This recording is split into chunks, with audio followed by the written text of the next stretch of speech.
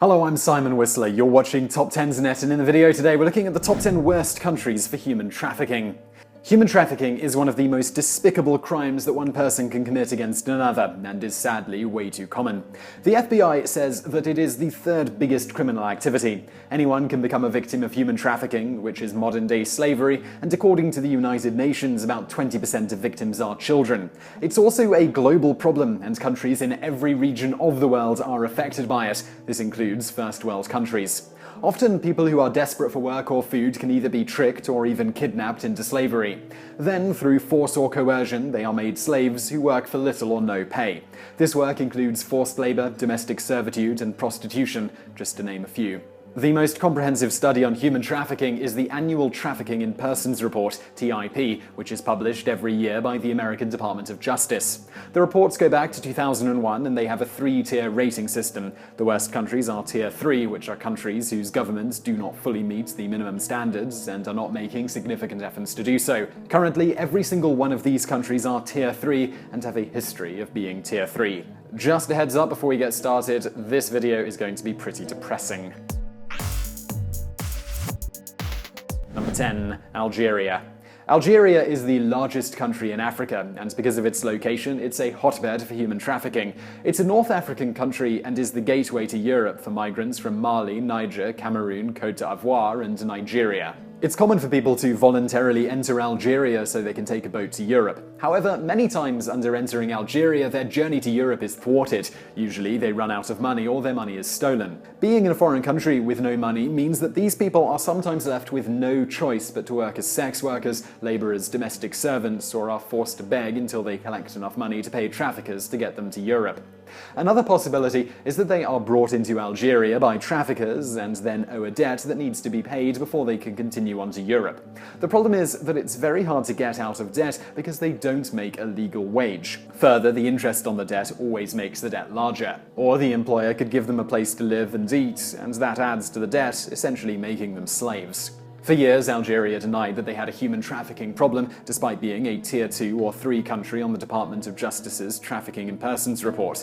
It wasn't until 2015 that they acknowledged the problem, and in December of that year, the Algerian government rolled out a plan on how to deal with human trafficking. However, in the year that followed, no one was convicted of human trafficking-related crimes. Number 9. Venezuela. Since 2002, Venezuela has drifted between a Tier 2 watch list and a Tier 3 on the TIP report, which is like hovering between a D versus an F. However, things got really bad in 2015 when the Venezuelan economy had a downturn. When it did, the rates of human trafficking tripled. Among the people who are trafficked out of the country, 55% are adults, 26% are young girls, and 19% are young boys. Often they are lured into trafficking by the promise of high-paying jobs. Instead, they are sent to countries in the Caribbean where they are forced into the sex trade or domestic servitude. The main reason that Venezuela is constantly on the bottom of this list when it comes to the worst countries for human trafficking is because they do very little to combat it. They have strict laws surrounding it, but it's rare if anyone is prosecuted under those laws. Since 2013, only 3 people have been convicted under the human trafficking laws in Venezuela. Unless the government cracks down on human trafficking, it will continue to be a plague on the country. Number 8. Sudan and South Sudan. 2 civil wars between Muslims who live in northern Sudan and Christian and animists who live in the south led to South Sudan gaining its independence in 2011. When South Sudan seceded, they were debt-free, and it was a middle-income country because they exported oil. However, within just 5 years, thanks to corruption, South Sudan is now impoverished and the 16th poorest country in the world. Sudan is a little better off, but it's still the 52nd poorest country. Both countries have a horrible problem with human trafficking. Both countries are source and destination countries for human trafficking, and Sudan is also a transit country. People are brought into the countries by Sudanese and South Sudanese employers, especially those who own restaurants, construction companies, and hotels. They lure people from Uganda, Kenya, Ethiopia, Eritrea, and the Democratic Republic of the Congo with the promise of work, and then they enslave them. A big market in both countries is child slaves. Children as young as 10 are used for a whole series of jobs, including construction, market vending, shoe shining, car washing, rock breaking, brick making, delivery cart pulling, and begging. Girls are also subject to sex work in restaurants, hotels, and brothels. Number 7. Belarus. Belarus is a country in Eastern Europe that is landlocked between Russia, Ukraine, Lithuania, and Latvia. It is different from many of the other countries on this list because in a lot of countries, human trafficking is usually controlled by organized crime syndicates. However, in Belarus, it is state-sponsored. There are several ways the Belarus government can enslave people. One is through a 2015 presidential decree that makes unemployed people pay a fee to the state, or they are forced to do community service. If you're unemployed, there is a good chance you can't pay the fee, so this leads to the community service, meaning unemployed people are forced to work for the government without being paid.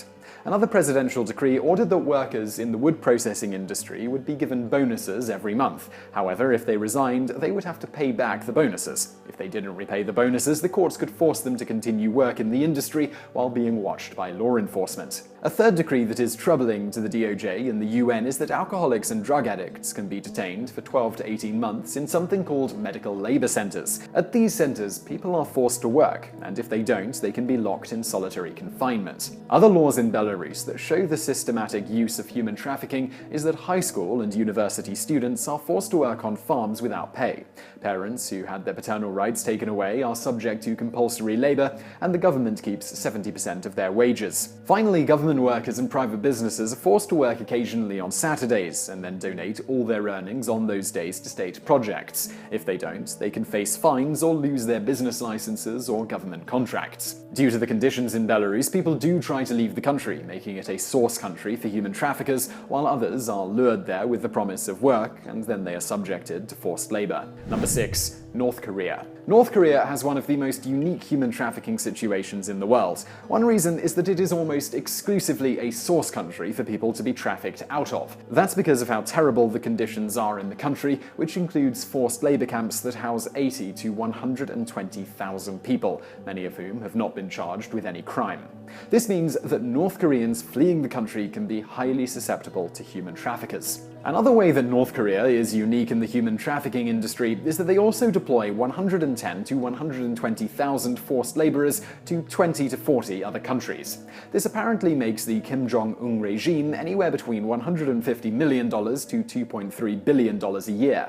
However, the workers only receive 10% of their pay after they return to North Korea, usually after a 3-year stint. One of these countries that rents slaves is Qatar, who are preparing their country for the World Cup in 2022. Number 5. Russia. By surface area, Russia is the biggest country in the world and is home to 140 million people. It's also the only G8 country that is a Tier 3 country when it comes to human trafficking. It's believed that anywhere from 5 to 12 million migrants are working in Russia in conditions that are close to slavery, if not outright slavery. This includes working in underground garment factories, being public transport drivers, and working in construction and agriculture. Also, women and children are forced into prostitution. How it usually works in Russia is that wages are withheld or come extremely late. This makes the migrants incur a debt that is impossible to get out of. Employers will also take away migrant workers' passports so that they can't leave. One reason that human trafficking in Russia is such a problem is because of corruption within the Russian government. There are allegations that Russian officials facilitate the entry of migrants into the country for exploitation, and other officials receive bribes to not investigate human trafficking crimes. If that wasn't bad enough, the Russian government is also directly involved in the human trafficking. In the last entry, we talked about how North Korea deploys workers to other countries for slave labor. One of those countries that lease North Korean slaves is Russia. In a state-to-state agreement, 20,000 North Korean workers every year are sent to Russia to work in different industries, especially logging. Since the government is benefiting directly from human trafficking, don't expect Russia to move up any tiers on the TIP report anytime soon. Number 4. Syria. Something that helps human trafficking flourish is instability in a country, which makes Syria one of the worst places for human trafficking. Of course, the source of their instability is the most devastating war of the 21st century so far.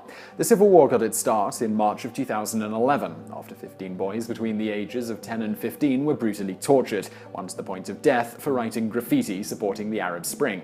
This led to protests, and in order to quash the protest, President al-Assad's government ordered hundreds of protesters to be killed and imprisoned. This led to defections in the army, and the defectors organized rebellion forces to bring down the Assad government. The war, which is still ongoing, displaced half of Syria's population, which is 12 million people. 4 million were able to flee the country, but 7.6 million are still displaced inside Syria. People fleeing from dangers like a civil war create ideal conditions for human traffickers because traffickers are parasites that thrive on desperation. It makes victims easy to lure into slavery. Imagine if your home was destroyed by a missile and the only thing you had was the clothes on your back. Not even the government can help you because they could have been the ones that fired the missile at your home. What choice do you really have when someone comes up to you and says that they can help you? Unfortunately, this is a reality for many Syrians who were forced to flee their homes. Once in the custody of the traffickers, the people, especially women and girls, are shipped out to neighboring countries like Jordan, Lebanon, and Turkey, where they are forced into prostitution, labor, and domestic servitude. What makes the human trafficking situation so much worse in Syria is that it is also a destination country. During the civil war, the terrorist group Islamic State of Iraq and the Levant, ISIL, also known as the Islamic State of Iraq and Syria, ISIS,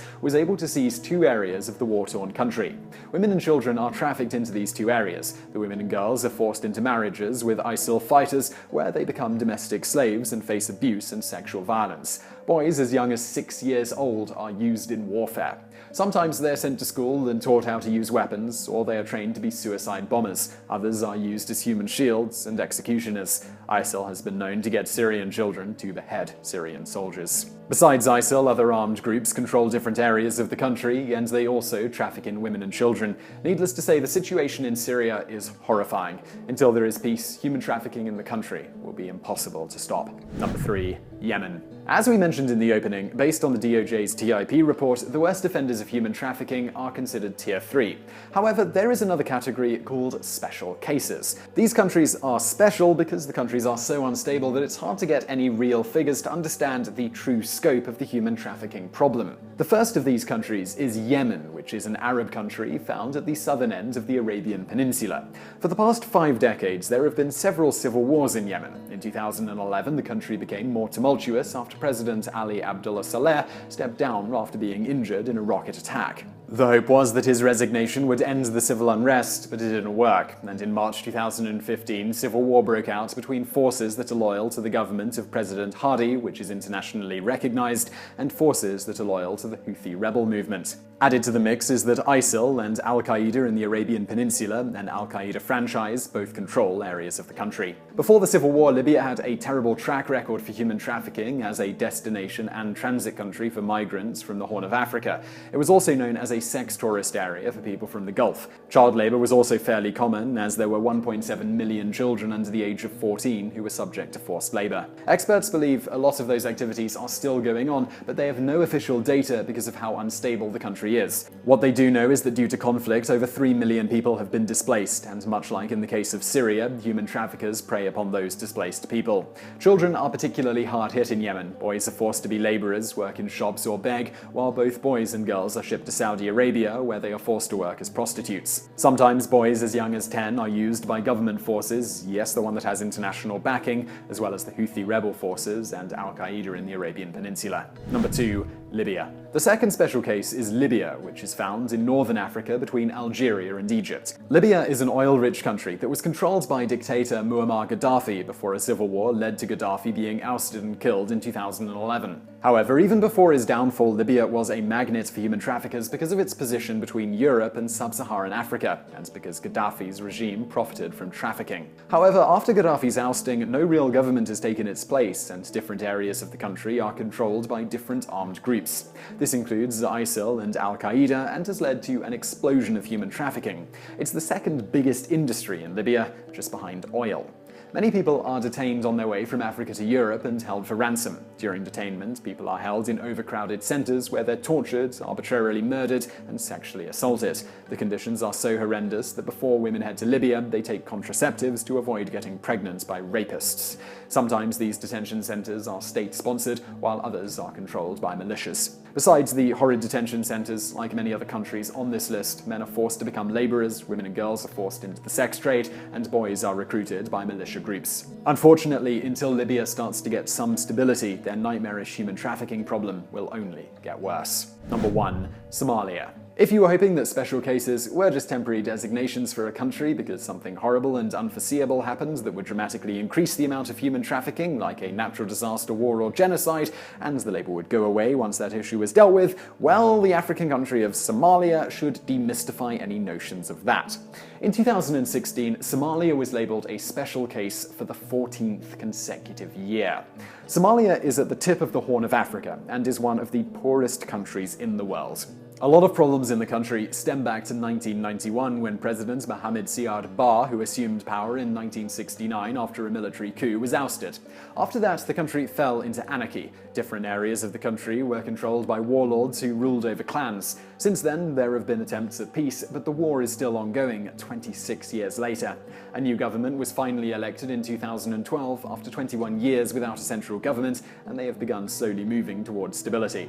However, the government doesn't have much control over the 6 states that make up the country. Also, Al-Shabaab, a terrorist organization, controls some rural areas of the country. Of course, since Somalia had the same amount of laws as the world of The Walking Dead for over 2 decades, human trafficking has been pretty rampant there. It's hard to verify any of the trafficking problems, but it's believed that men, women, and children are forced into labor, domestic servitude, and the sex trade. Things are so bleak in the country that sometimes parents are forced to give their children up to traffickers. Child soldiers are also quite common, as the Somali government uses them, as do 2 states. To be fair though, the Somali government doesn't issue birth certificates, so it's hard to verify ages. However, Al-Shabaab has been known to recruit neglected children and use them as soldiers, assassins, and suicide bombers, as well as to plant roadside bombs and other explosives. Finally, they've also used them as human shields during incursions.